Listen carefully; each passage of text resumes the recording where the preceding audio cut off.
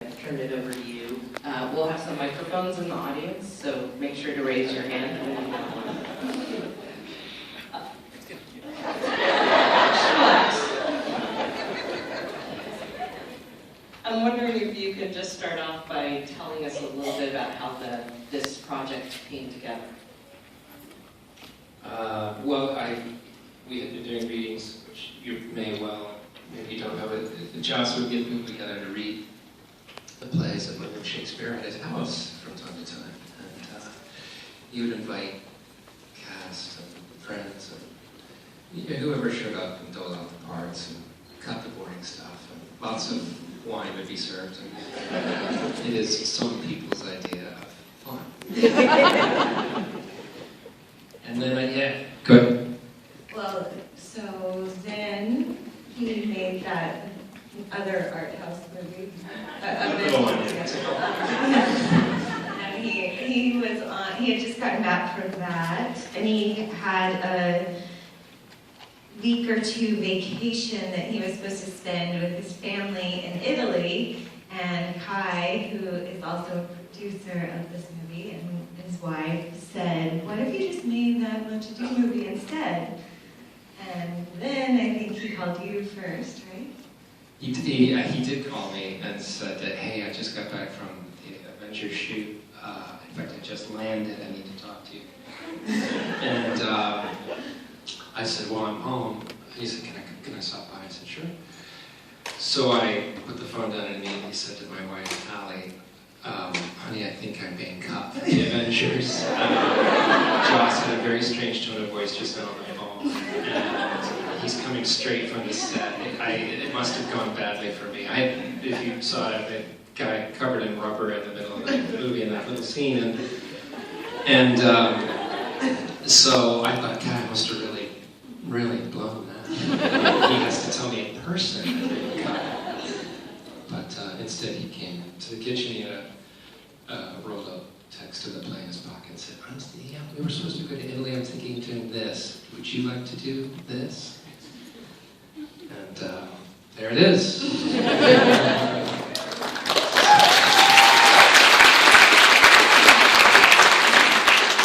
And that's child's play. Yeah. And so, did you start like within the next week or so? Well, he said, it's a couple weeks. 2.5, 3 weeks out. So for the first week, we just kept calling each other and being like, do you think this is really happening? What? Is he crazy on drugs? What's happening? The last thing he said before he left was, we start soon, so you might want to start learning your lines. And I didn't bother. Yeah, I mean, it was insane. It was insanely no time to get ready and no time to shoot it, and that's probably the best thing about it. In a strange way, nobody had time to. Anyone had time to freak out. Yeah, and we didn't know what it was. It really seemed like we could have showed up, and it would have been Joss with an iPhone taping us. Right. No, and we would have been fine with that too. Yeah.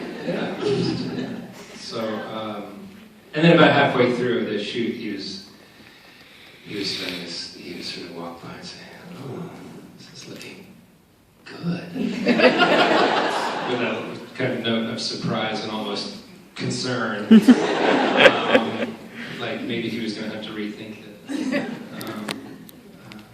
Yeah, and of course, a lot. There are many other stories about how it came together. Clark stepping in.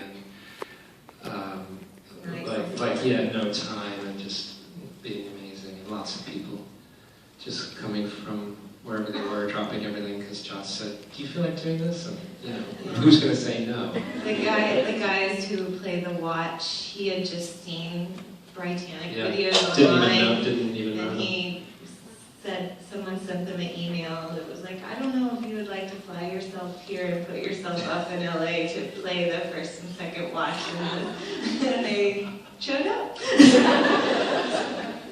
They are awesome, by the way. If you don't know them, go online. Yeah. Britannic. They do phenomenal sketch work. They're hilarious. Amongst the group of you who would read and the cast that came together, was there a pretty varied amount of experience with working with Shakespeare other than that reading group? Yeah, there was, yeah.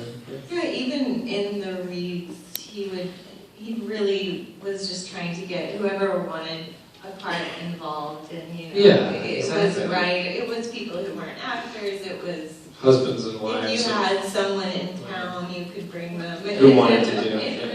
It was just about having a good time and reading it. So I think everybody here is an actor. That in the movie, I think, yeah, you did decide to use actors this time. But a lot of people in the movie had not done Shakespeare. I mean, Nathan was trying to back out until like the night before. Oh, until was, after like, he shot the first yeah, scene, he was still like, coming I up don't with think I can do it, I gotta go, I'm an asshole.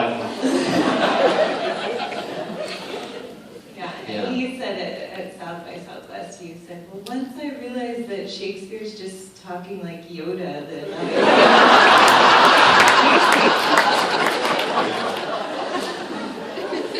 And then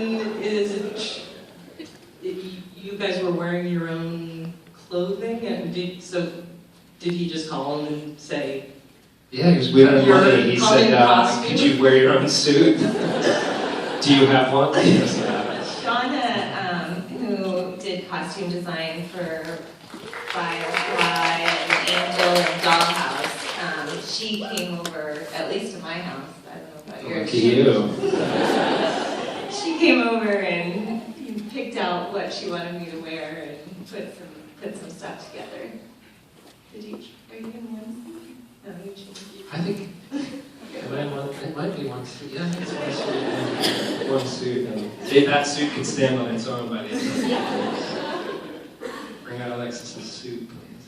Yeah, our own clothes. It was definitely a thrown together thing. But then, on the other hand, I mean, we're under playing it in a sense, but I think for all of the short amount of time and the lack of money, I think it is what everybody we all like to do it, and so it was just a pure joy, and I think we were having so much fun, and we were at a place that we were comfortable, Joss's house, and for me that's a short walk, so that was a nice commute, and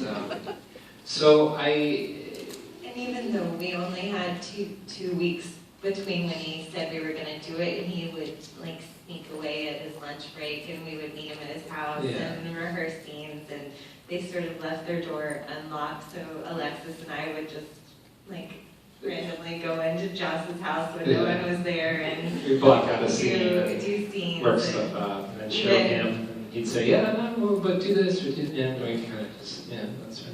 So everyone was doing that. You would show up and be like, oh, well, they're here too. And then if we were shooting in that corner, there would be people in every other corner running lines with each other, or stitching their costume for someone.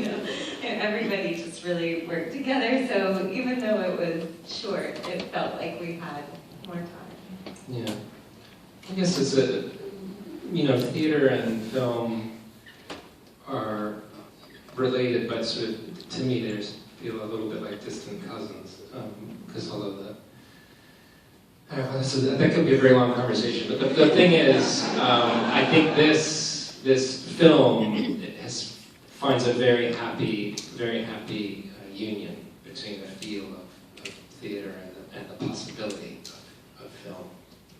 That's my feeling of it. Many other feelings I will share with you soon. if you guys have questions, there's one there, wait for the microphone so they can hear you in the mouth.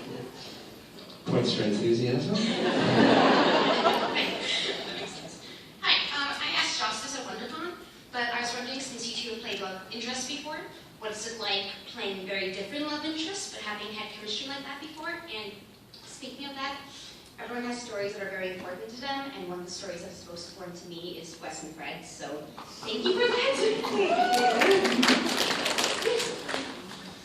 Well, I love Amy, so it's never. I mean, I would do anything to work with her. She's a joy. She's just a wonderful person and a wonderful actress. So I always feel lucky if I get to be in a scene with her. But I think there's for the people who do have feelings about Wes and Fred. I think you get a little. This is special in a particular way because But I don't think. It would have been wrong to bring Wes and Fred into this movie. Although, actually, that's a great idea. Let's shoot it again. Yeah, I think we really, and Joss kind of added into that mix too, but going back to Angel, like the season finale, or the series finale of Angel, Joss wrote a scene just for Alexis and I, and even though he wasn't directing it, he came in, and so we all three kind of just really love collaborating together and being around each other. And I mean, when Joss said you get to do this with me and Alexis, I was like, how much do I have to pay you? So it was, I think it would, Wes and Fred had some of us in it, and this has us in it, so it's hard to say it's right there at all. But I guess it's like all grown up and you lost your accent. That's right, and I shaved again. And LASIK. She was showing me a picture she's got on her phone. It's too bad we can't put it up there, but it's I don't want to say how long ago it is, but it's a long time ago. Joss and Amy and I, and anyway, that was wild. But the one thing I wanted to say was, I think for the people on Angel, we felt like the show was just getting stronger and stronger, and so when they pulled the plug in season 5, we were bummed. And I was particularly upset because of what was in the works for Wes and Fred. Oh, thank you. And Joss had talked about what that was going to be, over the course of a season or 2, and it was fucking awesome. So when they were like, okay, wrap it up, guys, and there was just no way to do a fraction of what we had in mind. But how nice that we got to come back and at least collaborate with this. Thank you. Oh yeah, sure. Any other questions on this side? Or? There's someone in the back, in the middle. Yeah, there you go. You have a yellow hat on? Back row there. I was just wondering, Amy, how did you know that your face was going to be plastered all over San Francisco? Because it's like the centerpiece of the film festival logo, and I just thought that was really fun. I was really excited when we got here today. Someone handed me a packet, and I took a picture and sent it to my mom. San Francisco is important for this movie because you are one of the only 3 cities where it's going to open.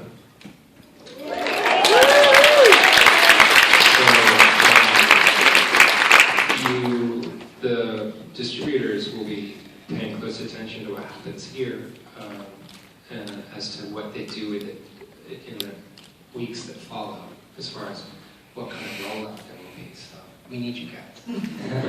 Yeah, make sure to tell your friends to. Yeah, no, it's real. I'm serious. June 7th, it just opens here in this city, and in LA and in New York, and that's it. And then it's going to be like a period where they kind of watch what happens. And if something happens, then other cities will be hopefully lucky enough to, in my opinion, see it. But that all depends on how the kind of rollout goes. So come on, San Fran.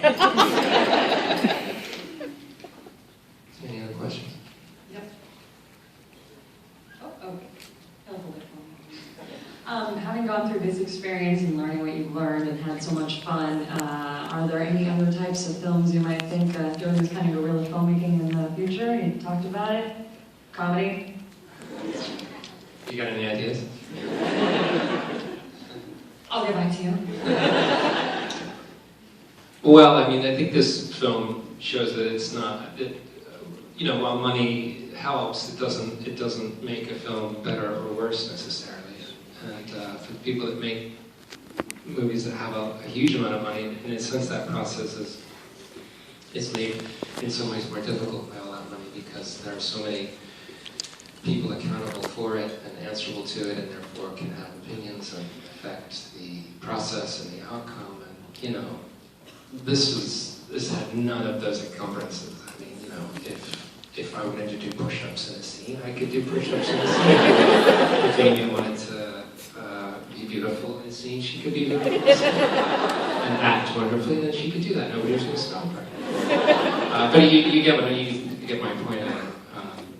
Guerrilla filmmaking can be exciting and rewarding, and it's usually an act of passion, and therefore is important. We, and my husband and his group of friends, you know, we always talk about, well, we should just do something. And after seeing this, we have a friend who wrote a script, and now it's like we're talking about just making it ourselves, and just, you know, it's like, what's the worst thing that happens? It's terrible. Well, it can be done. You know, Josh said too, you know, when he first wanted to do something with the readings, many years went by before he did something, but during that time, the technology changed radically, and suddenly it was possible to do something amazing with not that much money. So there's been a huge change, and it is available to everybody now, in a way. Was it obvious that it was going to be Much Ado that would be the thing that you read that was made into a movie, or were there other plays that you've been reading that might have been filmed? I think when Joss answered that question, he made it seem like he had in his mind that this was going to happen, but I certainly had no clue about it, and I don't think Alexis did. And I think one of the reasons that he wanted that this worked is that it fits so perfectly into this house, that Kai built this house, and it was like, you know, it all is in one location, and it made sense to do it there, and it just, I mean, the house is kind of its own character in the movie because it's so amazing. But we read others. We didn't just read Much Ado every week. We read some of them. We read several times. Mostly skipped the history, but Yeah. Sorry, Mr. Bard. We have time for a couple more. Hi, so I just wanted to know, you guys said when you did parties like this, you know, wine and booze was flowing. I got the feeling, and maybe I'm completely wrong, but during that movie... Hammered. Every time I've seen it, I've been like, I can't decide if I want to drink or I want to like check into AA. There's so much drinking, but he really used that too, because there's so much in the play that kind of makes more sense if you're wasted, you know? Like, oh, that does not look like that person. But actually, that was all fake alcohol, believe it or not. Not that we haven't drunk a lot together other times, but when we made the movie, we did. We are drunk now. But the drinking usually happened from rap until start of work at Joss's house, and people would sleep on the couch and then start. I mean, I'm making it like it was total debauchery. It was slight debauchery. But no, we were sober the entire time, I believe. Well, I was, and most of I think all that alcohol that you see up there is, as she says, is water. But They're in the big party scene, because there was no budget. They were doing the thing that, you know, I think people with low budget movies try to do, where they're like, we'll have a real party and then we'll film it. And about 2 hours in, they were like, how do we get all these drunk people out of our house so we can actually make a movie? drunk people were making it really hard to hear what the actors were saying, and they were in the way of the shot. And don't invite drunk people to your movie set.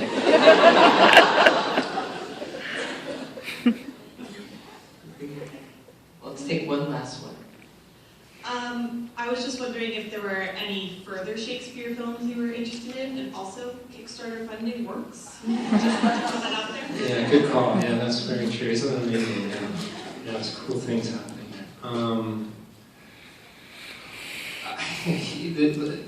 I mean, Josh made a good point with when Kai Pitt said you should shoot that much ado movie. He was like, oh, but then I have to like decide what to do with it, and I think that's the thing, you know. If you're getting committed to film, since this exists in play form and it's done, all these plays are done over and over again, and they're meant to be performed and enjoyed. But I think if you're going to make the movie of it, then you probably should have something to say, or have an attitude to it. And I think it's clear that he does, and I think he brings things up that haven't been seen. And I think there's a lot of things I could say about this one for why I think it was a worthy endeavor. But would I just do a Shakespeare movie because it's a Shakespeare movie? Yes. No, I mean, what I meant is no, I should have better reasons than that. So it's hard to give you just a black and white, like, you know, oh, what other Shakespeare movie would you do? I mean, I love Shakespeare, and I would love to do more of it. But Amy has to be in it, and Joss has to direct it, and, you know, there's a lot of conditions. Well, we're so glad you were in this one. And we are too. And we're really fortunate that you came to share it with us. It's our pleasure. Thank you.